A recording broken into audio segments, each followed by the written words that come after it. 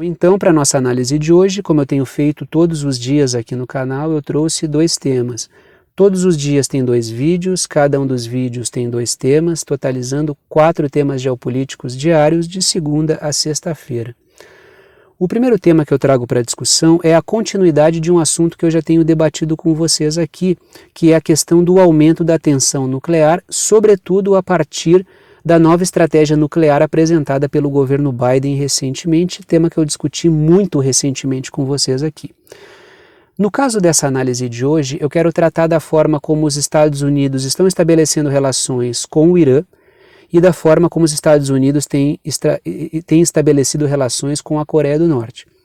O Irã ainda apresenta-se aberto para conversar com os Estados Unidos para chegar a uma conclusão a respeito do acordo nuclear.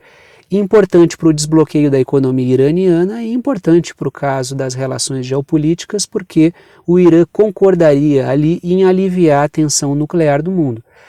Segundo o Irã, já existem condições técnicas e tecnológicas no Irã, condições concretas para o Irã desenvolver armamento nuclear, mas ele ainda não o fez e deixa aberta a porta para uma negociação com os Estados Unidos para um acordo nuclear. Já no caso da Coreia do Norte, a forma como os Estados Unidos agem não contribui em nada e não tem feito avançar em nada a discussão. A forma como os Estados Unidos têm lidado com a Coreia do Norte é na base da pressão, é na base da tensão, é na base da provocação utilizando o Japão, é na base da provocação utilizando a Coreia do Sul, e a forma como a Coreia do Norte tem respondido é: promove exercícios, coloca em pânico a sociedade da Coreia do Sul, coloca em pânico a sociedade do Japão. Então o avanço não está acontecendo. O que a Coreia do Norte já deixou claro é: não retrocederemos um centímetro no nosso projeto nuclear, ou seja, é hora dos Estados Unidos desenvolverem uma outra abordagem com a Coreia do Norte. Caso contrário, a coisa vai degringolar cada vez mais, e isso é uma realidade. A cada exercício e provocação dos Estados Unidos, um novo exercício norte-coreano que coloca toda a sociedade da região em pânico, sobretudo no Japão e na Coreia do Sul, tanto é que eu falei. Dias atrás eu falei sobre um exercício aéreo dos Estados Unidos com a Coreia do Sul e comentei: a Coreia do Norte irá responder, e quando responder vai ser aquele pânico generalizado. Vai ser japonês correndo para abrigo, vai ser o povo sul-coreano apavorado, e foi justamente isso que aconteceu. Eu trouxe notícias para a gente discutir aqui sobre isso, assim como sobre o caso do Irã. O outro tema que eu trouxe para a nossa discussão é o fato do governo da Etiópia e grupos armados da região de Tigré ter sentado para conversar e chegado a um cessar-fogo. Alguns dias atrás eu trouxe essa situação, expliquei um pouquinho dessa questão dos tigrés e do governo da Etiópia, disse que eles sentariam para conversar na África do Sul, no encontro, e agora eu trago o saldo dessa conversa para vocês, porque é uma situação fundamental, importantíssima no continente africano, que merece uma discussão, porque faz parte de um contexto geopolítico bastante mais amplo. Como sempre, eu trouxe as minhas anotações e em torno das minhas anotações eu vou desenvolvendo os meus raciocínios, como eu costumo fazer todos os dias com vocês aqui no canal. Quem acompanha sabe exatamente como é que funciona, porque é assim o processual de todos os dias aqui no canal. Começo discutindo a questão nuclear e depois a gente fala um pouquinho sobre a questão da Etiópia e a questão dos grupos armados da região de Tigré, que fica no norte da Etiópia. Já fiz essa discussão aqui, procurem nos vídeos aí que eu já fiz essa discussão recentemente, expliquei um pouquinho dessa situação para vocês.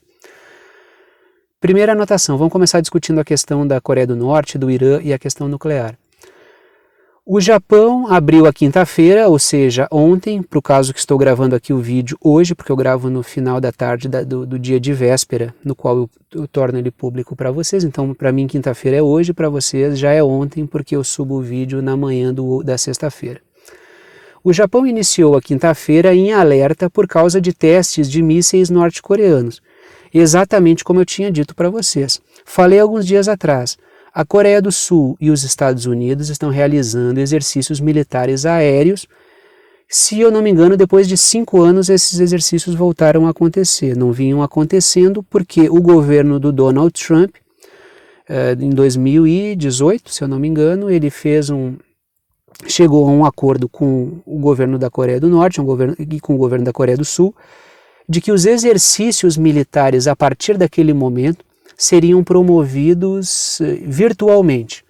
Por quê? Porque os exercícios de campo entre Estados Unidos e Coreia do Sul faziam com que a Coreia do Norte se sentisse ameaçada, e há justiça na forma que a Coreia do Norte está colocando as coisas. Ou seja, Donald Trump, uma liderança da direita conservadora norte-americana, que tensionou até não poder mais com o líder norte-coreano Kim Jong-un, sentou para conversar e chegou a um acordo que trouxe certa tranquilidade e estabilidade.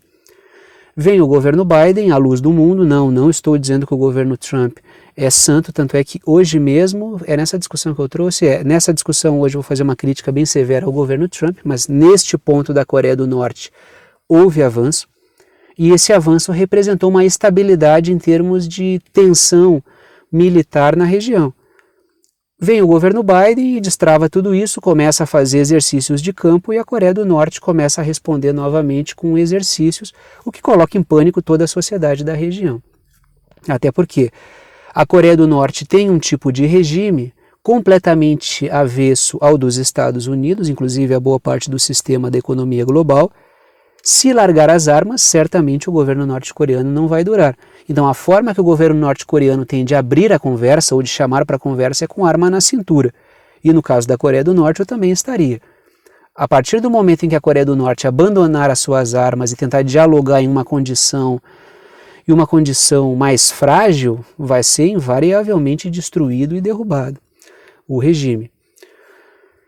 Trago mais uma anotação. A Coreia do Norte aprovou leis ao longo dos últimos tempos de avanço, para promover um avanço irreversível do seu projeto e do seu poderio nuclear.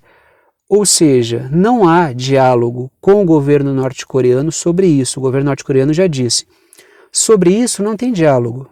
A gente está fazendo avançar o nosso projeto nuclear, vamos nos reforçar o quanto pudermos. Então não há negociação sobre isso. Nós podemos sentar para conversar, mas é importante que as forças dos Estados Unidos saibam que isso não está na pauta. Nem adianta convidar a gente para conversar sobre outra coisa. Ou seja, a percepção do governo norte-coreano é correta nesse sentido. Se não estiver armado até os dentes, não há possibilidade do governo se manter.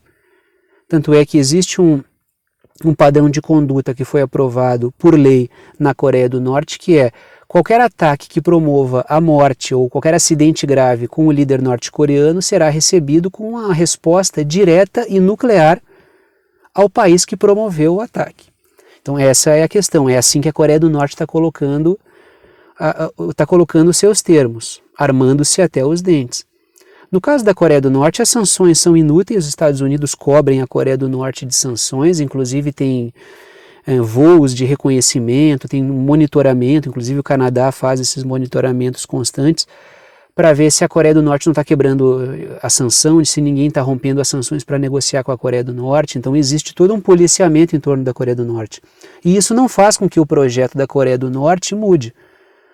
É justamente por isso que setores do governo dos Estados Unidos e alguns estrategistas geopolíticos têm falado sobre a real eficácia, se há real eficácia no boicote econômico, que acaba piorando a vida da população mais pobre dos países, sem, contudo, fazer com que o governo volte atrás. Tem sanção sobre a Venezuela, tem sanção sobre Cuba, tem sanção sobre a Coreia do Norte, tem sanção sobre a Nicarágua, tem sanção sobre o Irã, tem sanções sobre a Rússia, e não é de agora, não é por causa do conflito, já tinha sanções contra a Rússia antes. Então tu tem um pacote de sanções sendo arremessado cada vez de maneira mais assintosa contra a China, e isso não faz com que nenhum desses governos retroceda no seu projeto de soberania. Então isso não tem funcionado, só piora a vida de parcelas da sociedade. E é isso que alguns setores estrategistas geopolíticos dos Estados Unidos têm colocado. Inclusive as sanções, boicotes econômicos, congelamento de reservas internacionais de países, reduz a credibilidade dos Estados Unidos em termos de confiabilidade e também torna o dólar flagrantemente uma arma de dissuasão e de ataque geopolítico, o que reduz também a credibilidade do dólar. Isso foi o próprio Fundo Monetário Internacional, o FMI, quem disse. Trago mais uma anotação. Os Estados Unidos afirmam, agora vamos falar um pouquinho sobre o Irã, os Estados Unidos afirmaram recentemente que não há provas de que o Irã esteja elaborando armamento nuclear. Então não há concretamente qualquer prova por parte dos Estados Unidos de que armamento nuclear iraniano, já ia dizer uraniano, né? Não, tem urânio, mas é iraniano. De que armamento nuclear iraniano esteja sendo desenvolvido. O Irã já falou, nós não estamos desenvolvendo, temos condições, mas não estamos desenvolvendo e estamos esperando uma conversa com os Estados Unidos para levarmos à frente o projeto de acordo nuclear, que destrava a economia iraniana e faz com que o Irã possa desenvolver-se economicamente com mais velocidade, porque não existiriam mais as sanções, não haveria mais sanções contra o Irã e isso facilitaria o crescimento econômico do Irã, que mesmo com todas as sanções tem uma estabilidade industrial, uma estabilidade de emprego, inclusive com um aumento de renda per capita no país nos últimos anos. Mesmo com todas as dificuldades, o Irã é um país bastante organizado. Essa informação sobre o fato do Irã não estar avançando concretamente em nenhum projeto de desenvolvimento de armamento nuclear aparece na nova estratégia nuclear que foi publicada pelo governo dos Estados Unidos, que é um tema que eu discuti recentemente com vocês. Mas, olhem a última informação que eu trago. Não haver indícios e os Estados Unidos não promoverem hostilidade não tem nada a ver uma coisa com a outra. No caso do Iraque, não existiam indícios concretos, factíveis, minimamente materiais, de que o Saddam Hussein tivesse qualquer armamento que justificasse a intervenção dos Estados Unidos lá. Os Estados Unidos, mesmo assim, invadiram o Iraque, mataram Saddam Hussein, porque ele foi julgado e condenado à morte num tribunal fajuto, destruíram o país e depois disseram, pois é, não tinha armamento mesmo. E a justificativa foi, mas poderia ter. Então isso não significa não ter nada de concreto que prove a inocência, não, porque os Estados Unidos não são polícia do mundo, não são juízes do mundo. Mas quando eles querem promover um episódio, pouco importa a materialidade da acusação. Eles vão promover a acusação e vão promover o seu ataque de igual maneira. Para os Estados Unidos não existe essa ideia de presunção da inocência. Todo mundo é inocente até que se prove culpado. Dicas de passagem, para muita gente também não existe isso. Na verdade, para os Estados Unidos, todo mundo é culpado até que se prove inocente. Mesmo que se prove inocente, vocês vão tomar ferro igual. É o que aconteceu e claro, inocência no padrão deles, né? Inocência. Ser culpado para eles é tentar ter um governo soberano. Esse é o conceito de culpabilidade para os Estados Unidos. Olhem essa informação, por que eu fiz essa introdução aqui? Mesmo assim, mesmo sem nenhuma materialidade de que o Irã está desenvolvendo armamento nuclear, mesmo com isso, tanto os Estados Unidos quanto o Estado de Israel falam em ataque preventivo. Lá no meio do ano, acho que foi em julho, teve uma viagem do Biden à região do Oriente Médio, teve conversa com o governo israelense, teve conversa com o governo da Arábia Saudita e acho que ficou por aí. E nesse conjunto de visitas, o que Estados Unidos e Israel estabeleceram?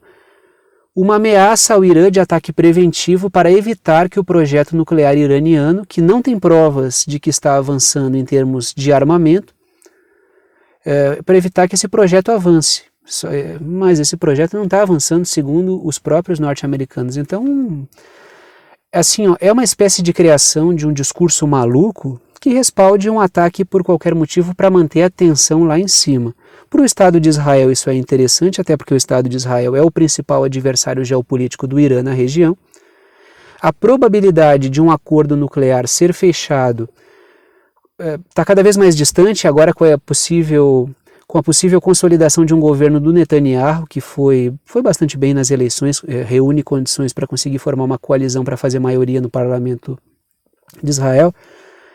A consolidação do desenho dos apoios ao Netanyahu inviabilizam qualquer possibilidade de Israel permitir que os Estados Unidos cheguem a um acordo nuclear com o Irã. Então é algo cada vez mais distante.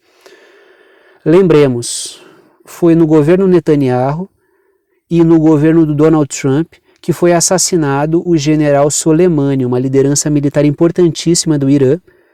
Foi soprando no ouvido do Donald Trump que o governo Netanyahu conseguiu levar ao assassinato do general Qassem Soleimani. Então é preciso observar isso. Foi durante o governo do Trump e durante o governo do Benjamin Netanyahu. A tensão bateu lá no teto, muita gente falou sobre o início de um conflito entre o Irã ou entre Israel e entre Irã e Israel ou entre Irã e Estados Unidos, o que logicamente era algo bastante distante naquele momento. Mas o fato é, o Netanyahu está voltando e naquele momento o governo Netanyahu era um governo bem mais centrista. Imaginem vocês no atual retorno do Netanyahu, só que agora anabolizado por grupos sionistas e religiosos. Então a gente tem um cenário bastante desfavorável para o diálogo e a tensão tende a continuar crescendo. Vamos falar um pouquinho sobre o caso da Etiópia e que sentou para conversar, o governo etíope sentou para conversar com as lideranças tigrés e chegaram ao cessar-fogo, que é um movimento importantíssimo. Tendo a Etiópia um governo soberano, a estabilização da situação social e política do país funciona como um tapa na cara do atlanticismo que queria bagunçar a situação social e política na Etiópia. Então é uma vitória para a soberania dos povos no continente africano, esse avanço da negociação entre os tigrés e o governo etíope. Até agora, então agora cumpre ao governo etíope tomar todo o cuidado para ver que tipo de ajuda humanitária vai entrar para resolver a situação humanitária que é dramática, tá? Então pesquisem sobre a quantidade de mortos, tanto mortos diretamente pelo conflito, quanto pessoas que foram atingidas indiretamente por esse conflito na região de Tigré, que fica no norte da Etiópia, também envolve ali uma questão com a Eritreia. Pesquisem sobre isso. Trago uma primeira anotação sobre esse tema. O governo da Etiópia e as forças tigrés, que são grupos armados contra o governo etíope, decidiram por um cessar-fogo em um encontro que aconteceu na África do Sul. Agora, os serviços de ajuda humanitária vão poder entrar nessa região, atender a sociedade, os serviços vão ser reconstituídos novamente, então vai se buscar a recomposição de uma condição normal de vida para as pessoas nesse momento, e isso é um passo importantíssimo. O governo fez concessões, os grupos armados fizeram concessões. Há algum tempo atrás, esses grupos armados tinham avançado enormemente no território etíope, tanto é que começaram a circular nas redes e pela mídia corporativa a notícia falsa de que o governo da Etiópia, o governante da Etiópia tinha fugido, já tinha abandonado o governo. Depois o governante veio a público e disse que isso era uma fake news produzida pelos Estados Unidos para conturbar o seu governo, e realmente era. Isso gerou uma enorme tensão entre o governo da Etiópia e o governo dos Estados Unidos. Foi uma tentativa de derrubar o governo através das notícias e promover um cenário de caos para desnortear a população e também até os aliados do governo da Etiópia. E aquilo era mentira, se comprovou mentira, tanto é que o governante estava lá e retomou a situação. Tanto é que agora senta, conversa com esses grupos armados, chega a uma conclusão, continua o governo atuando e esses grupos concordam com os termos colocados pelo governo. Trago mais uma anotação. Os Estados Unidos vinham apoiando os tigrés para enfraquecer o governo soberano etíope. Então é o que eu sempre digo. Toda questão nacional, toda questão de caráter regional, sempre encerra em si também algo de geopolítico, porque logicamente o governo da Etiópia tem um alinhamento, tem uma aproximação grande tanto com a Rússia quanto com a China. O governo da Etiópia tem proporcionado um crescimento estável nos últimos anos para a sua população. Claro, depois veio a crise, a pandemia e todo esse episódio de sanções e o conflito cresceu. Mas antes disso havia um crescimento estável, e mesmo com a crise o governo manteve uma certa situação na Etiópia. Por ser alinhado com Rússia e com China, sobretudo um crescimento econômico etíope bastante amarrado ao desenvolvimento chinês, isso gera nos Estados Unidos uma situação de aversão ao governo e logicamente que os norte-americanos vão aproveitar qualquer situação dentro do território etíope para gerar bagunça e tentar derrubar o governo. Tanto é que o governo da Etiópia já falou que os Estados Unidos trabalham para derrubar o governo, porque é um governo soberano que não é alinhado com o atlanticismo. Trago a minha última anotação sobre isso e a gente encerra a discussão fazendo uma reflexão geopolítica um pouquinho mais ampla. A estabilização da situação social e política etíope, ou seja, essa pacificação, não sei se momentânea, não sei se duradoura, isso está acontecendo agora, até o momento em que eu estou gravando esse vídeo, esse cessar-fogo ainda existe. A estabilização da situação etíope revela mais uma derrota atlanticista, mais uma derrota da OTAN e dos seus membros, das forças dos países desenvolvidos ocidentais, dos países neocoloniais. Por quê? Porque representa a estabilização de um governo que bate de frente com o atlanticismo. Quando a gente olha o caso dos levantes militares, dos golpes militares no Mali, em Burkina Faso, quando a gente olha protestos que estão acontecendo no Chad, no Níger, e tudo isso acontecendo no território, na parte do território africano, que antes era de controle francês, antigas colônias francesas, agora independentes, mas ainda bastante influenciadas pelos franceses, quando a gente vê levantes, Burkina Faso e Mali com golpes militares efetivamente derrubando regimes que eram mais alinhados. E no caso de Chad e Níger, bastante protesto contra governos que ainda não caíram.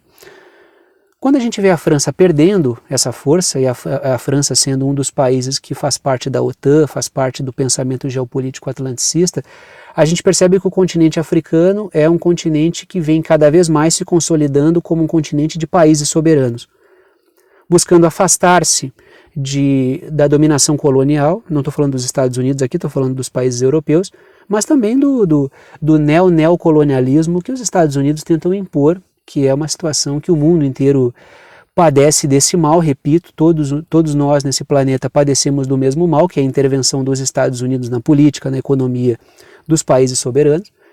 E pelo menos temos alguns exemplos positivos, né? São vitórias temporárias, mas pelo menos são exemplos históricos positivos para a gente conseguir acreditar que algo está avançando aí. Dito isso, então, vou parando por aqui. Gostou da análise, gostou do canal, quer saber como apoiar financeiramente esse canal independente? Todas as formas de apoio estão na descrição aí embaixo. Pode apoiar através do Apoia-se, que é uma plataforma que permite apoio via boleto ou via cartão. O link do Apoia-se está na descrição aqui embaixo. É www.apoia.se/verdade concreta. Ou pode apoiar através do Pix. A chave Pix é uma chave de e-mail, essa chave de e-mail está na descrição aqui embaixo do vídeo também, mas eu te digo, é pixverdadeconcreta@gmail.com, pixverdadeconcreta@gmail.com. Dito isso, então, vou parando por aqui. Agradeço a todos que apoiam, que mantêm esse trabalho diário funcionando. Podem apoiar com o valor que quiserem, não estabeleço nenhum valor, é uma ajuda solidária, ajuda quem pode, ajuda quem quer, e o conteúdo fica aberto para todo mundo. Dito isso, vou parando por aqui e tchau para vocês.